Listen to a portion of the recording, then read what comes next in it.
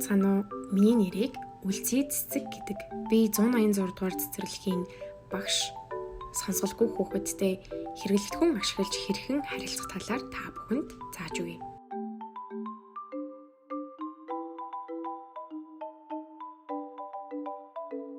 За энэ Монгол цагаан толгойн 35 хурууны үсгийг хүүхэдтэй тулж ажиллан сайтар тогтоолгосны дараа эргүүлээд бүгдийн эхнээс нь дуустал нь шалгаж үзнэ. Дараагаар нь үгийг зааж өгнө.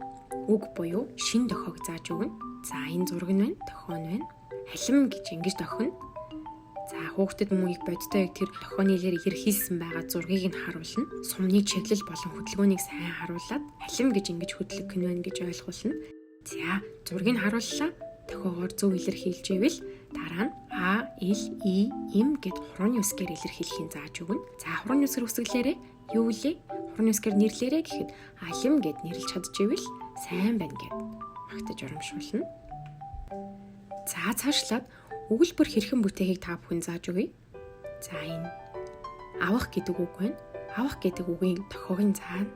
Авах гэдэг үгийн дохиог нь заасны дараа та бодтой үзүүлэн болон ямар нэгэн бодит юмсыг ашиглан ширээн дээр байгаа тэр зүйлийг аваарай гэж хэлэхэд зааврын дагуу тухайн үлийг гүйцэтгэж ивэл сайн байна гэд дараагаар нь та хурууны үсгээр мөн энэхүү үйл үг хэрхэн илэрхийлэх нь асууна. За одоо энэ хоёр картыг хоёуланг нь хамтд нь холбоод илэрхийлээрэй гэхэд хүүхэд халим авах гэд дохионы хэлээр илэрхийлж ивэл сайн байна гэд та бодит үзүүлэн ашиглаарай.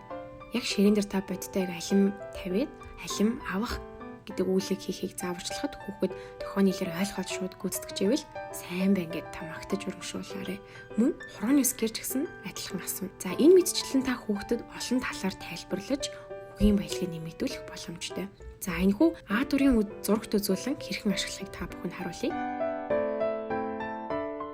За энэхүү зурагт үзүүлэн мөн адил дохионы хэлийг мөн яг ямар сэдвт ангилал багтдаг вэ гэдгийг нь бас харуулж ойлгуулах хэрэгтэй.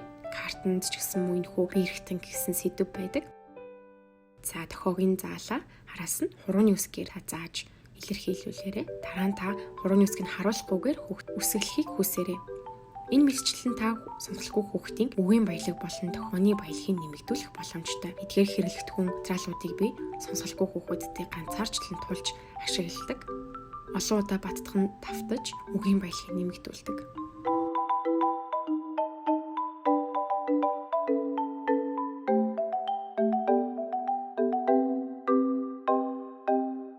Эцэгчүүд та бүхэн энэхүү аргуудыг ашиглан гэртээ дохионы хэлний зураг тойл бичиг болон картуудыг ашиглан сонсголгүй хүүхэдтэй үгийн баялагийг нэмэгдүүлэхэд тусалж дэмжин харилцаарай.